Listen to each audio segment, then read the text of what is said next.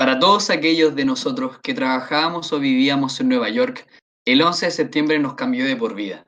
Así fue como comenzó el discurso del periodista Glenn Collins en el segundo Congreso Internacional sobre las víctimas del terrorismo de Bogotá en el 2005, recordando de esta manera los sucesos del 11 de septiembre del 2001, cuando dos aviones impactaron contra las Torres Gemelas de Estados Unidos y también lograron cambiar para siempre el paradigma de la seguridad nacional. Buenos días, buenas tardes, buenas noches, profesor Rolando. Mi nombre es Matías Riquelme y junto a mis compañeros Brian García, Benjamín Torres, Rodolfo Leiva y Vicente Bravo, vamos a hacer nuestro podcast hablándole de los grandes paradigmas sin resolver de nuestra historia. Y para empezar con esto, queremos definirlo, qué es lo que es un paradigma. Tenemos que tener también que hay distintos tipos de paradigmas, pero qué es lo que significa en general la palabra. Rodolfo. Estimado Matías, un paradigma es entendido como el conjunto de conceptos, valores, técnicas y procedimientos compartidos por una unidad científica en un momento histórico determinado para definir problemas y buscar soluciones. Uno de estos es el paradigma realista, basado en la priorización de las razones del actuar político, lejano al sentimentalismo, enfocado en las causas y efectos de las situaciones políticas. Esto lo podemos analizar de distintas formas, lo podemos ver en el caso que vamos a analizar de las Torres Gemelas, donde por ejemplo el atentado terrorista en sí fue posteriormente una justificación utilizada por el gobierno de Estados Unidos para atacar Irak en el año 2003. No sé qué opinan ustedes al respecto, compañeros. Así es. De alguna forma, el atentado a las Torres Gemelas viene a ser un medio de manifestar y de alguna forma dar una evidencia a que se venía produciendo una cierta intervención, una cierta manipulación, ¿cierto?, al territorio de Oriente. Tenemos que recordar en todo caso que las Torres Gemelas, o bueno, mal llamadas Torres Gemelas, ese era el nombre cultural que se le tenía al World Trade Center, era de alguna forma como el ícono del capitalismo de Estados Unidos, no sé si lo recuerdan. Por ejemplo, un dato muy freak, en la serie Friends, en prácticamente todas las escenas de transición muestran las Torres Gemelas. Para el año 99, cuando se estaba grabando la película de Spider-Man, la primera película de Spider-Man, había muchos spots publicitarios que mostraban las Torres Gemelas. En Mi Pobre Angelito también podemos ver. Entonces esto era como un signo, aparte del capitalismo de Estados Unidos, era un signo cultural que demostraba la preponderancia que estos tenían frente al ícono mundial. Entonces yo creo que el declive de estas, la caída de las Torres Gemelas, un ataque terrorista, supuestamente terrorista de parte del otro lado del país, del mundo, representaba una caída en lo que es el mundo, representaba como una herida profunda, yo creo que es lo que era Estados Unidos. Claro. Y además es interesante cómo esta iconografía de las Torres Gemelas, este símbolo que fue después su destrucción, impactó tanto a la sociedad estadounidense. El impacto de haber recibido un ataque en territorio americano yo creo que fue lo más significativo para ellos. No había pasado desde Pearl Harbor que una potencia, bueno, no una potencia, un grupo extranjero había atacado territorio americano. Y aunque las bajas no fueron muchas, incluso comparados con situaciones actuales, fue muy bien utilizado por los gobiernos de Estados Unidos para cumplir sus objetivos. En Medio Oriente particularmente, derrocando gobiernos que no les agradaba, como el de Saddam Hussein y posteriormente en Libia. Esto fue muy bien utilizado por el gobierno de Estados Unidos. Sí, de hecho, más allá del impacto material que tuvo el derrocamiento de las Torres Gemelas, tuvo también un efecto político muy fuerte. Por ejemplo, se comprobó que la administración de Bush falsificó evidencia sobre la posesión del régimen de Saddam Hussein de armas de destrucción masiva, por ejemplo. También hubo una necesidad política de Bush por tener una victoria en materia de relaciones exteriores, en orden de triunfar en las elecciones del 2004 también.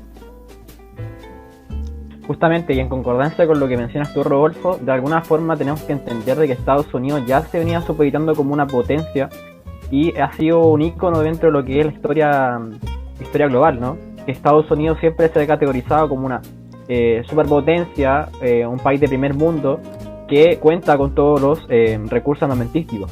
Y ya al haber sido impactado con el atentado de las Torres Gemelas, de alguna forma venía a demostrar que esto más bien quedaba en la teoría y no en la práctica. Y también debemos recordar el contexto político de la época. Recordemos las traumáticas elecciones del 2000 en Estados Unidos, donde Bush ganó por 500 votos, un poco más, en el estado de Florida, cuando perdió el voto popular. Esto le cayó como maná caído del cielo, irónicamente, para ganar las elecciones del 2004 y crear el Departamento de Seguridad Nacional, que ha espiado por los últimos casi 20 años a toda la población estadounidense, particularmente a las minorías étnicas. También respecto a eso, que el Departamento de Seguridad Nacional de los Estados Unidos, como dijeron, fue una consecuencia de los atentados a las Torres Gemelas, que se fundó como una lucha también contra el terrorismo y que no solamente espía a la población estadounidense para protegerla, entre comillas, también tiene redes de espionaje en otros países para proteger también a Estados Unidos. Entonces es interesante el hecho de que las Torres Gemelas hayan sido como una excusa para poder intervenir en los gobiernos de los otros países. De hecho, y ligándolo un poco a lo que se trata como el paradigma realista, de alguna forma la creación del Departamento de Seguridad Nacional viene a demostrar que el gobierno como tal estaba haciendo uso de la razón en el actual político. Ya nos dejamos de lado lo que viene siendo el sentimentalismo, ya la emocionalidad queda de lado y de alguna forma se enfoca directamente en dar respuesta a los problemas, principalmente de invasión, desde el uso propio de la razón y el pensamiento lógico. Bueno, como decíamos anteriormente, por supuesto, el uso de la administración Bush de esto fue muy racional y muy afín a sus objetivos políticos. ¿Qué necesitaba el gobierno de Bush? Necesitaba una justificación para derrocar a Saddam Hussein. Lo obtuvo. ¿Qué necesitaba? ¿Qué otra cosa necesitaba? Ganar las elecciones del 2004 tras esta pequeñísima mayoría que tuvo en la elección del 2000. Lo consiguió. ¿Qué otra cosa? El Departamento de Seguridad Nacional también sirvió para los objetivos de la administración Bush y todas las administraciones subsecuentes. ¿Cómo deberíamos analizar esta situación? Si no es que una utilización de manera racional de una tragedia, la verdad, para cumplir objetivos políticos. Interesante eso, de hecho. Y ahora les quiero interpelar, les quiero hacer una pregunta específicamente a cada uno de ustedes. Por ejemplo, después del 11 de septiembre del año 2001, ¿cómo ustedes creen o cómo se han dado cuenta que Chile mira el trayecto histórico que ha tenido Estados Unidos y como este panorama mundial, post ataque terrorista, post todo lo que está ocurriendo en este momento en Medio Oriente? ¿Qué opinan ustedes, por ejemplo, incluso del intervencionismo que ha tenido Estados Unidos en nuestra historia? Por ejemplo, Rodolfo, ¿qué opinas tú de eso? Lo que yo opino respecto a eso es que sí, realmente Estados Unidos ha tenido una influencia importante no solo en Chile, sino que en Latinoamérica en general, ya que, por ejemplo, su priorización de la razón la trataron de imponer a lo largo de todo este territorio. Por ejemplo, su actuar político también fue muy copiado, por decirlo así, fue como un ejemplo a seguir. El dejar de lado lo que tiene que ver con el sentimentalismo, lo que tiene que ver con la religión, por decirlo así, y enfocarse más que nada en lo racional, en lo que realmente tiene que ver con política y efectos en la historia. Yo lo encuentro que fue algo súper importante y clave para el desarrollo de los países posteriormente.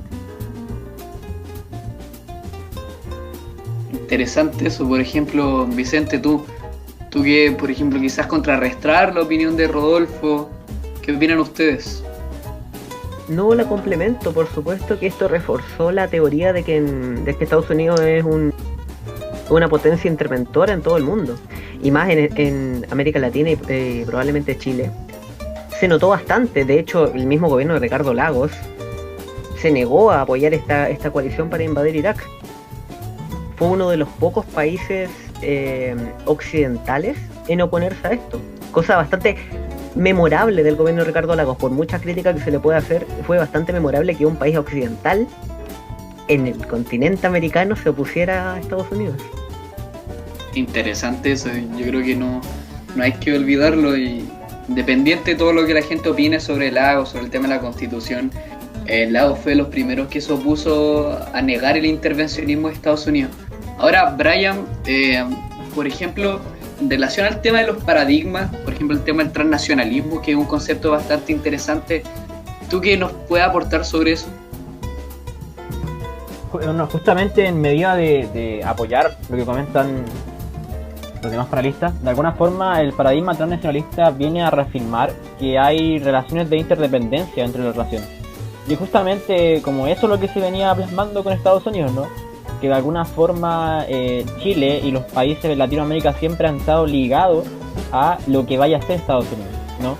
De alguna forma los países de Latinoamérica se han visto influenciados por su política de gobierno y han buscado asemejarse y depender directamente de un país del primer mundo. Sí, por supuesto, y mucho más reforzado en la entrada del siglo XXI, donde todos los países ya gozaban de democracias vibrantes que veían a Estados Unidos como su protector. Y obviamente esto ha disminuido a lo largo de las décadas, pero sigue siendo muy importante la visión de Estados Unidos. Y es muy preocupante que todos dependamos de una sola nación, de una sola superpotencia hegemónica. Así es. De hecho, Chile de alguna forma siempre se ha habido dependiente en su trayecto histórico de los sucesos y también las problemáticas mundiales. Ejemplos son muchos, ya tenemos el cobre, el salitre, la economía con los Estados Unidos, y de alguna forma esto viene a manifestar que Chile y los países de Latinoamérica tienen una falta de autonomía política administrativa porque dependen mucho del paradigma y de las relaciones internacionales. Evidentemente, claro, en efecto yo creo que Chile aún depende mucho sobre el tema yo creo que, bueno, en relación como a lo que usted dice, profe Rolando, por ejemplo, el tema del globalismo, yo desarrollé, por ejemplo, mi ensayo sobre la dependencia que tiene Chile en base al panorama mundial y más específicamente con Estados Unidos. Entonces yo creo que es súper importante recalcar que por más que estemos avanzando y hayamos sido en algún momento como el oasis de Latinoamérica, según nuestro presidente, Chile aún se mantiene muy dependiente de la economía de Estados Unidos. De hecho, dato gracioso lo podemos ver cuando presidente Sebastián conoció a Donald Trump y le llevó una foto en la que la bandera de Chile estaba inmersa en la bandera de Estados Unidos. Entonces probablemente haya sido ya una cosa un tanto ridícula y que haya herido en el orgullo de los más nacionalistas chilenos, pero es una cuestión muy simbólica, ya que representa que nosotros seguimos dependiendo y estamos inmersos bajo lo que Estados Unidos como gran papá quiere. Entonces ahora, por ejemplo, relacionándolo con el tema de los paradigmas, existen distintos paradigmas y uno de los que encontramos ahí, basado en las relaciones de la centro-periferia, en la matriz internacional, el paradigma estructuralista. Vicente, ¿qué me puedes decir sobre eso? Sí, esto tiene mucho que ver particularmente con Latinoamérica y con África, que somos países y somos naciones dependientes. Estamos lejos del centro, que el centro de Estados Unidos y Europa. Estamos en la periferia de todo lo que decida Estados Unidos, Europa y ahora China. Pero nosotros no tenemos independencia económica ni independencia política. Siempre dependemos de lo que haga el centro. Estamos siempre a merced del centro político, económico, social de nuestro mundo.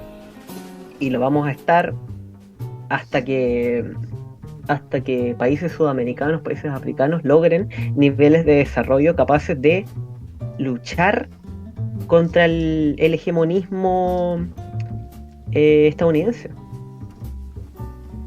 Claro, de hecho, por ejemplo, eso del centro periférico y la dependencia, se ve, por ejemplo, en Chile, que ha tratado de buscar siempre llegar a los estándares europeos, los estándares estadounidenses, siempre trata de aspirar a lo que más puede y tratar de ser, en cierta parte, del primer mundo, lo que es prácticamente difícil, no sé si considerarlo como imposible, pero sí difícil, ya que, por ejemplo, nuestra economía, como el cobre, depende de la economía china o la estadounidense.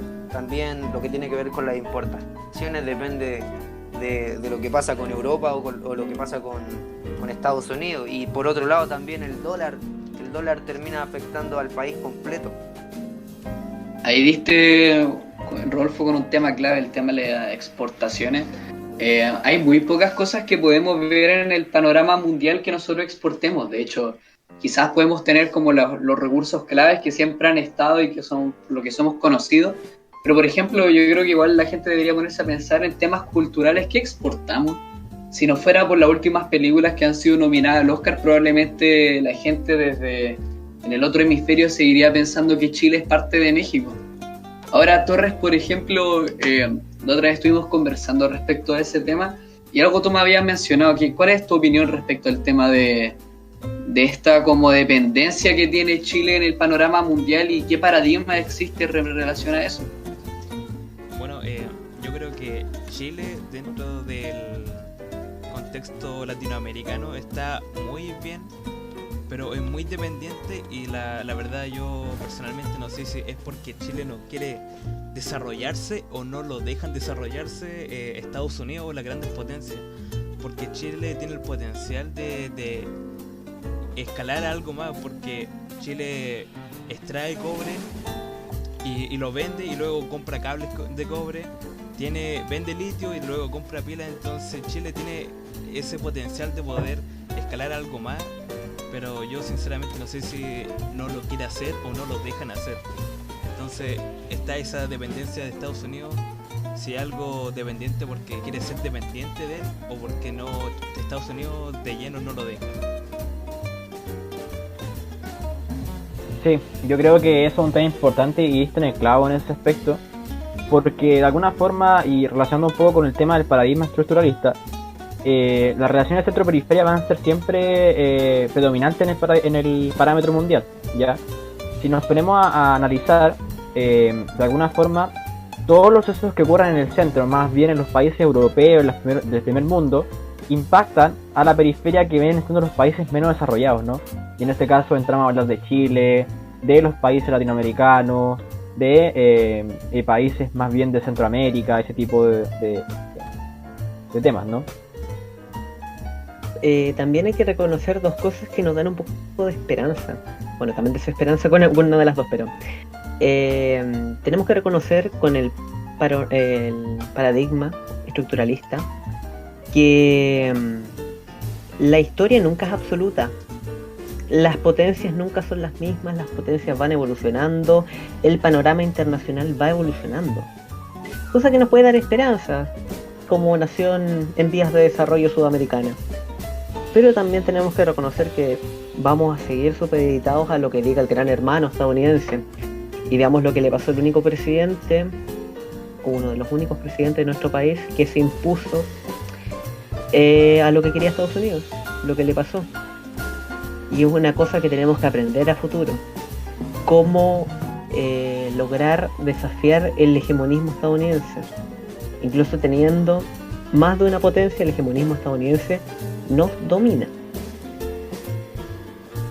Exacto, yo creo que eso ya es una reflexión con miras hacia el futuro y es necesario tenerla en cuenta. Bueno, mis contertulios, se nos va acabando la pauta y le quiero agradecer al profe Rolando por darse el tiempo de escuchar este podcast hecho con mucho cariño, con mucha improvisación y con mucha dedicación. Le agradezco a ustedes, mis compañeros, por haber dado esas grandes retroalimentaciones que nos sirvieron para generar un panorama respecto a esta conversación, respecto al tema de los paradigmas, y yo creo que cierra muy bien la unidad que hemos estado trabajando con el profe Rolando. Así que muchas gracias, compañero, me despido por mi parte, soy Matías Riquelme, junto a mí está Brian Andrés García Villanueva, Rodolfo Leiva, Vicente Bravo y Benjamín Torres. Muchas gracias.